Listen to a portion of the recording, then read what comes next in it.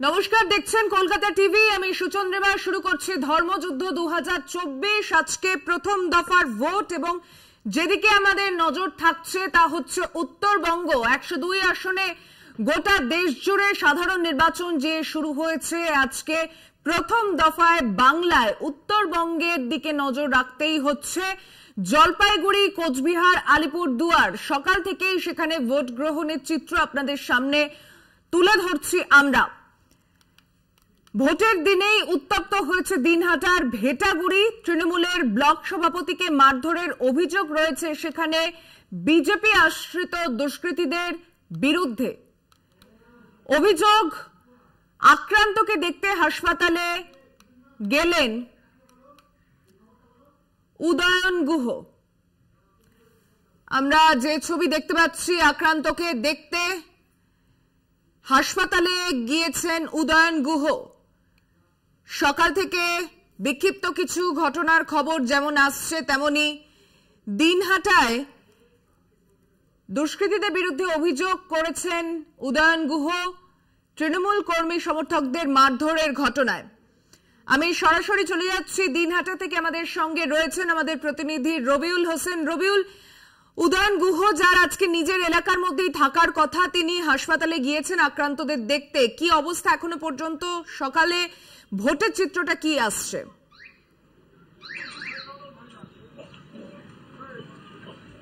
দেখো সুচন্দ্রিমাজি, যত বেলা বাড়ছে ততই কিন্তু দিনহাটার বিভিন্ন এলাকা থেকে ক্রমে ক্রমে কিন্তু অশান্তির খবরগুলো ছড়িয়ে পড়ছে এবং তা একেবারেই কিন্তু এবার আরও অশান্তির থেকে একেবারেই বাদ গেল না দিনহাটার ভেটাগুড়ি। যে ভেটাগুড়ি এবার সবার নজরে ছিল, কেন্দ্রবিন্দু ছিল। তৃণমূল কংগ্রেসের অভিযোগ ছিল ভেটাগুড়িতে বিজেপি অশান্তি ছড়াতে পারে, সেই ভেটাগুড়ি কিন্তু বাদ গেল না। একেবারেই দিনহাটা 1 বি ব্লক তৃণমূল কংগ্রেসের যে সভাপতি রয়েছে অনন্ত বর্মন, তাকে কিন্তু মারধরের অভিযোগ উঠল এই ভেটাগুড়িতেই। তৃণমূলের অভিযোগ, অনন্ত বর্মন যখন তার বাবাকে, বৃদ্ধ বাবাকে নিয়ে ভোট গ্রহণ কেন্দ্রের দিকে যাচ্ছিলেন তার বাবাকে ভোট প্রদান করার জন্য, ঠিক সেই সময় স্থানীয় কিছু বিজেপি আশ্রিত দুষ্কৃতী তাকে ঘিরে ধরে এবং বেধড়ক মারধর করে এবং তার হাতে থাকা মোবাইল সহ একাধিক জিনিস ছিনিয়ে নেয়।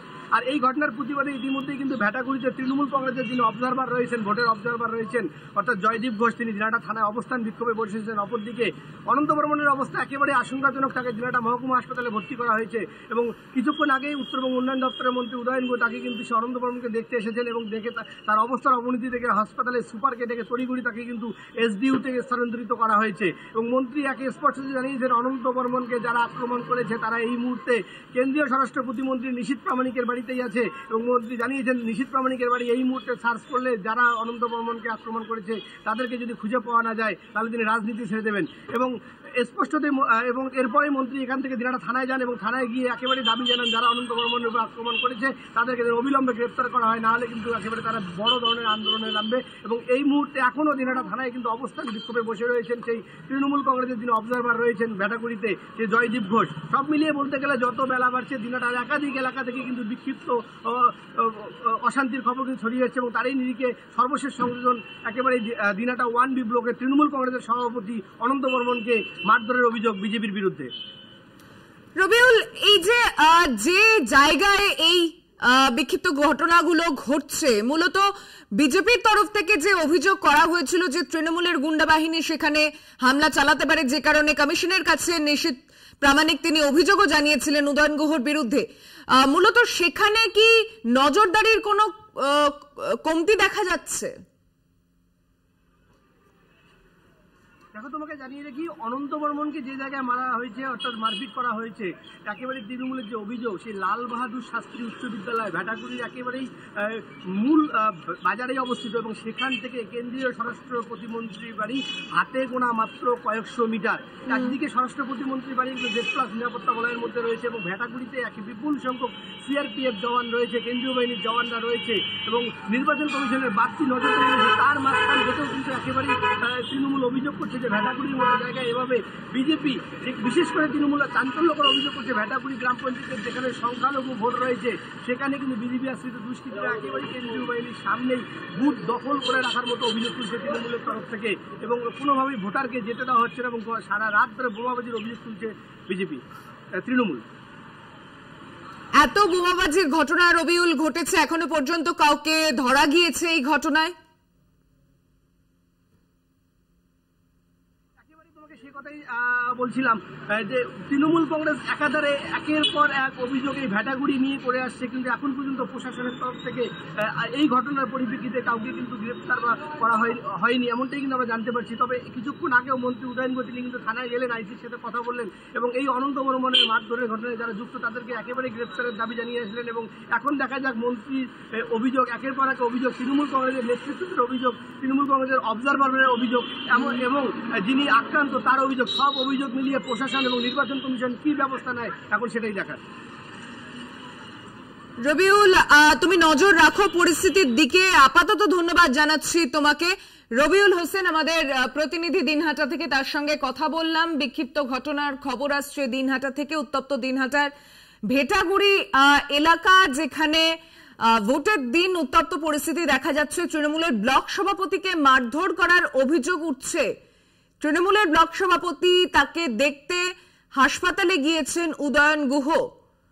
বিজেপি আশ্রিত দুষ্কৃতীদের বিরুদ্ধে অভিযোগ যেখানে করা হচ্ছে, উদয়ন গুহ আমরা দেখতে পাচ্ছি সেখানে হাসপাতালে তৃণমূলের ব্লক সভাপতি তাকে দেখতে গিয়েছেন।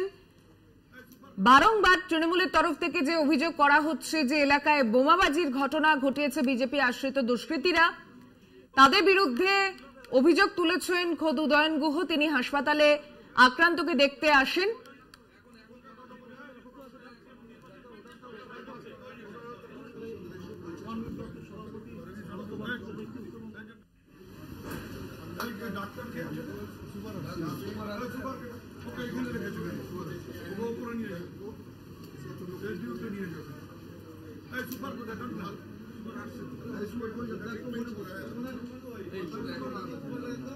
এই মুহূর্তে কিন্তু কিভাবে হয়েছে নির্বাচন কমিশন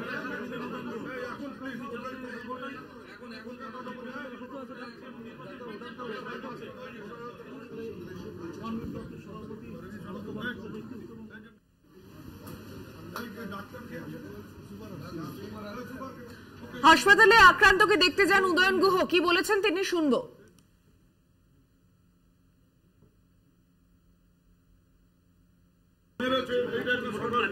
প্রথমেই ও যাওয়ার পরেই ওকে অ্যাটাক করা হয়েছে, ওর মোবাইল কেড়ে নেওয়া হয়েছে। আমি একদম বলতে বাধ্য হচ্ছি যে কমিশন নিরপেক্ষতা কিছু নেই, প্লাস হচ্ছে পুলিশকে একদম ইনঅ্যাক্টিভ করে দিয়েছে, দিয়ে এইগুলো চালাচ্ছে। পুলিশকে ভয় দেখিয়ে